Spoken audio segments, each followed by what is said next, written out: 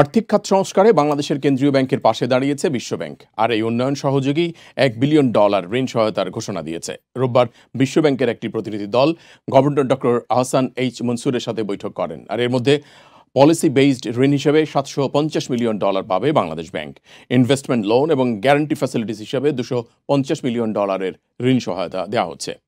ডিসেম্বরের মধ্যে বিশ্বব্যাংকের বোর্ডে এই ঋণ অনুমোদন হওয়ার কথা রয়েছে। তবে ঋণ পেতে 3টি শর্ত পালন করতে হবে বাংলাদেশকে।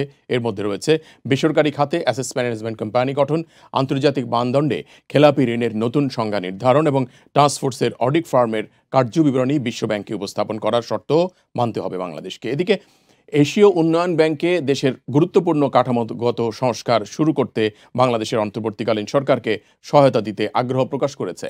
রোববার এডিবির দক্ষিণ এশিয়া বিষয়ক মহাপরিচালক তাকো কোনিশির নেতৃত্বে সিনিয়র কর্মকর্তাদের একটি প্রতিনিধি দল রাষ্ট্রীয় অতিথি ভবন যমুনায় প্রধান উপদেষ্টা অধ্যাপক ডক্টর মোহাম্মদ ইউনূসের সঙ্গে সাক্ষাৎকালে এই আগ্রহ প্রকাশ করেন।